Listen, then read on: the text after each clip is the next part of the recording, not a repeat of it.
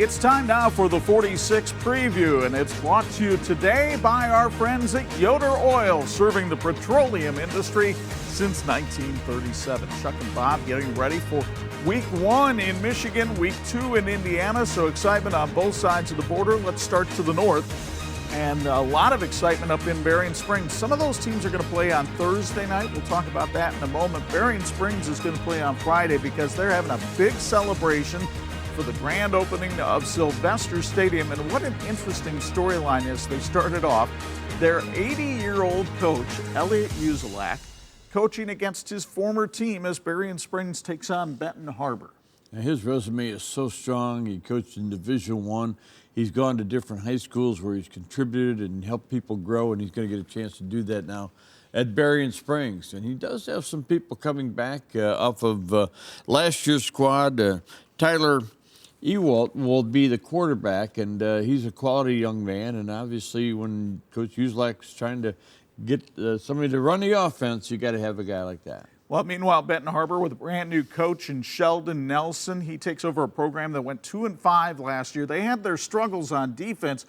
Does look like they have some speed on offense this year. They do, and their defense is solid. They got the Haygood brothers, who are pretty solid combination on defense as well. And they're going to play 6 non-conference games this year, and this will be one of them. So we'll see what happens up there with the Shamrocks. Meanwhile, the game we will air on Friday at 4 o'clock, but we will record on Thursday night, is a battle in the SMAC between Portage Central and Lakeshore at beautiful Al Stockman Stadium in Stevensville. Now, the Lakeshore Lancers have a brand new coach this year in Danny Thompson, and the team is excited about his new approach.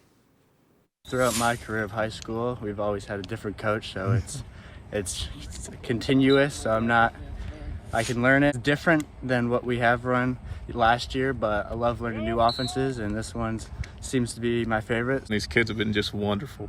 The community has accepted me, accepted my family, but the kids from day one, there's no questioning.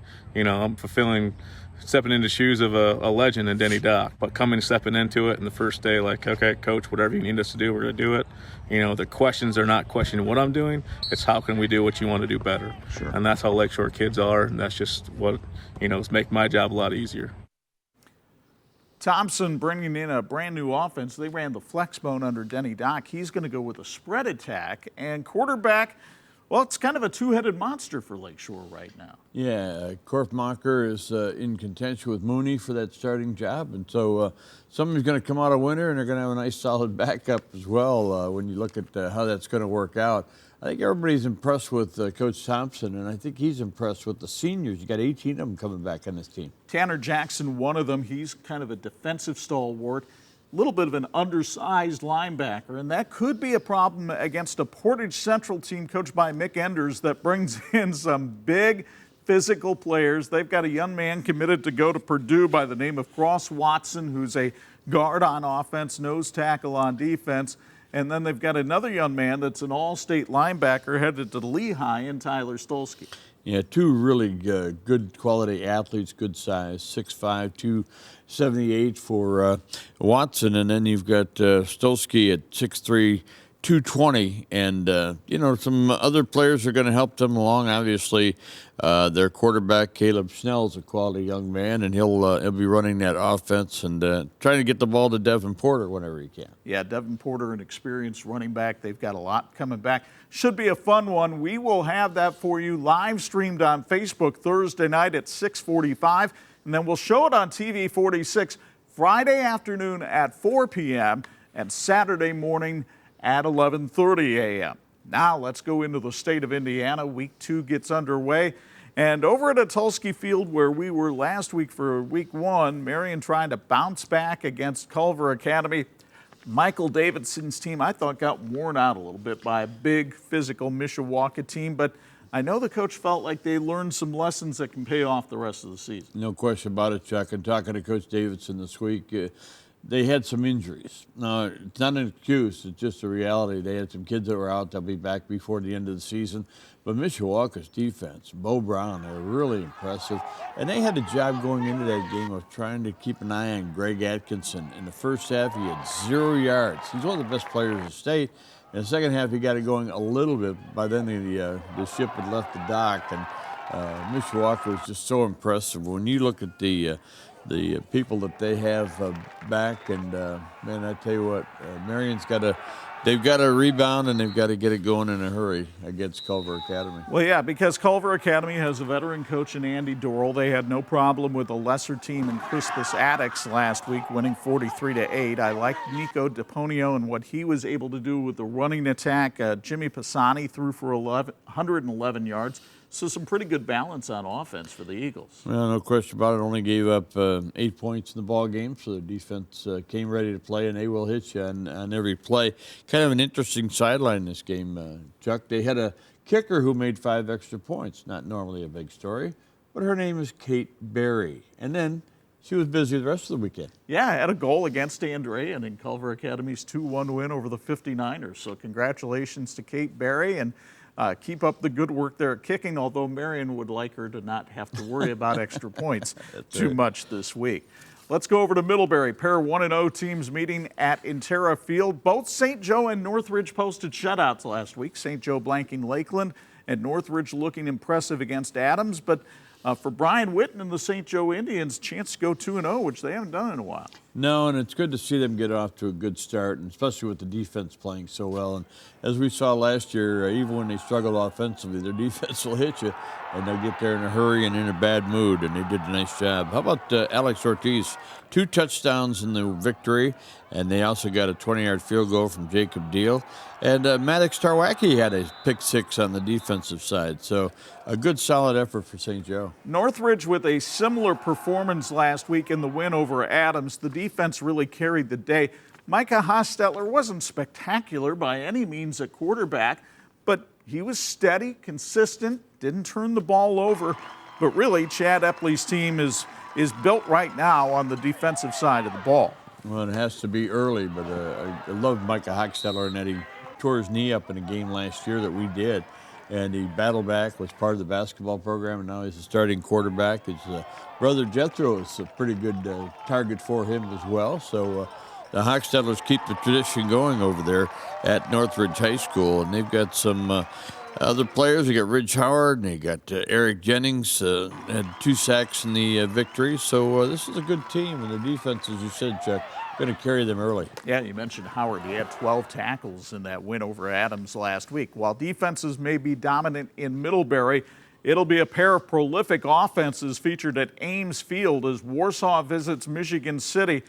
And boy, did Warsaw look impressive against the Ohio-powered Dublin Kaufman last week. Well, only if you think 520 yards rushing is a good number. How about that in your season opener? And, man, I tell you, they got some people that can carry the football. Julius Jones, outstanding. And they like to call their offensive line the Wild Hogs up front. And they played like it in this game, did a nice job. The quarterback, Tucker Curtis, not only can throw the ball, but he can run the ball as well, and it's a good threat. 62-0, though, was Michigan City's win over South Bend Riley last week. And for Phil Mason and the Wolves, they've got a sophomore by the name of Jaden Hart, who's kind of fun to watch. Yeah, and you got to watch him from behind most of the time when he gets past you, and he can take it to the house. He is just outstanding, and they've also got a young man, Raycian Anderson, had 4 touchdowns in that win over Attucks. So this is or over Riley, and Tyler Bush did a nice job at quarterback as well. So Michigan City, you know, anytime you're going against a team that's coached by Phil Mason, you better be ready. I'll tell you what, those defensive coordinators for Warsaw and City probably not sleeping well on Thursday night. 2 other coaches not sleeping well might be Josh Shattuck and Keith Kinder, because number 6 Elkhart goes to Steele Stadium to take on number 7 Mishawaka. What a job Trayvon Curry's defense did last week. The Lions are banged up, and yet Elkhart managed to hold that potent Concord passing attack to just 7 yards in that 12-7 triumph over the Minutemen. And everybody said going into the season, Elkhart's really going to struggle because they graduated 17 seniors. Well, guess what? These other kids were paying attention last year. They're ready to contribute, and they really did. Now, again, it was a very close game, but they got the job done. Leonard did a nice job at running back, 143 yards, and Gates and Hauser on defense did a nice job. This is a team that's going to continue to get better, and hey, they start off with a win. I really think Elkhart needs a big game from its quarterback, Brady Kruper, in this one, because you know that Mishawaka is going to get a big game from its quarterback. Justin Fisher was, as advertised last week against Marion, 6'2", 215 pounds, and directing that option attack for Keith Kinder, as you would expect a 3-year starter to do. You know, offensively, Mishawaka was so concise. They only had 2 offensive penalties in the entire game. Didn't turn the ball over. I mean, you look like a team in midseason form, and Marion found that out in that ball game. Boy, you're looking at backfield. Hardy, Burris, Gooden. Those are guys that can all carry the ball and do a good job. And again, I can't say enough about Bo Brown and the defense and the way they played against Marion and holding Atkinson to 0 yards in the first half. Crucial.